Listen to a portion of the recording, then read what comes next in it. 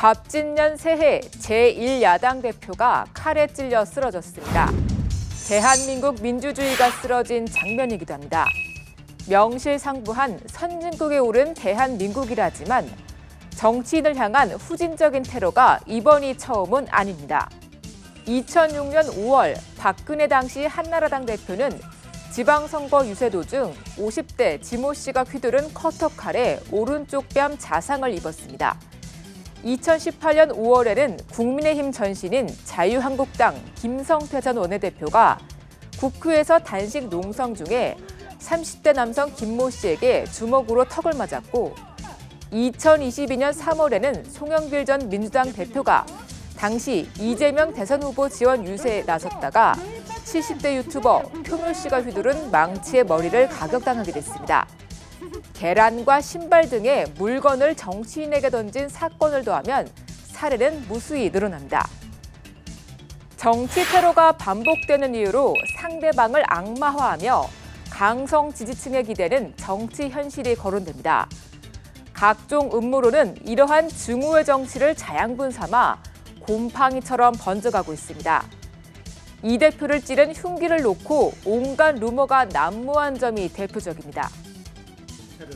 횟집 칼이다, 정육점 칼이다, 칼이 아닌 나무 젓가락이었다 등 억측이 쏟아졌고 경찰은 등산용 칼을 개조한 흉기라며 이러한 루머를 반박했습니다. 피의자가 사용한 흉기는 총 길이 18cm, 날 길이 13cm의 칼로서 인터넷을 통해 구입한 것이라고 진술하고 있습니다.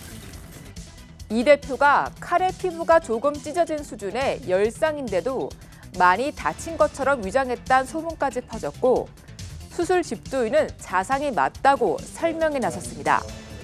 목 부위는 혈관, 신경, 기도, 식도 이런 중요한 기관들이 몰려있는 곳이어서 상처의 크기가 중요하지 않습니다. 얼마나 깊이 찔렸는지 어느 부위를 찔렸는지가 중요한 상황이었습니다. 목비근 위로 1.4cm의 칼로 찔린 자상이 있었습니다. 이 대표가 자신의 재판 등 국면을 전환하기 위해 꾸몄다는 의혹도 일부 커뮤니티와 유튜브를 중심으로 빠르게 퍼져나갔습니다. 민주당은 문제가 된 유튜브 채널을 방심위에 무더기 제소했습니다. 정치적 자작극이라든지 또는 등등의 허위 사실이 유포되고 있거나 이건 사실상 허위 사실 유포죄에 해당하고 가짜 뉴스죠. 결코 그냥 넘어가지 않을 겁니다. 정치권에서는 이번 사태를 계기로 자성의 목소리도 나오고 있습니다.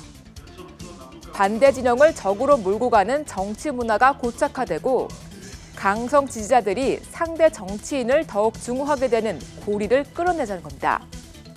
여야 모두가 독버섯처럼 자라난 정오 정치가 국민들에게 악영향을 미치고 있음을 인정하고 머리를 맞대어 정치 문화를 혁신할 방안을 찾아야 할 것입니다. 여의도 안팎에서는 혐오를 조장하는 정치인에게 공천심사에서 불이익을 주는 제도가 필요하다는 의견들이 쏟아지고 있습니다. 증오의 정치, 쇄신 경쟁이 총선의 변수가 될 수 있을까요? 근거 없는 루머는 보이지 않는 칼날이 되어 2차 테러로 돌아올 수 있습니다. 미디어 기술의 발달로 유튜브와 SNS를 통한 잘못된 정보가 퍼지기도 쉬운 환경입니다. 온 사회가 잘못된 정보를 막는 데 힘을 모으고 총선을 앞둔 여야도 더 늦기 전에 정치 혁신에 나서야 합니다. 지금까지 여의도 풍향기였습니다.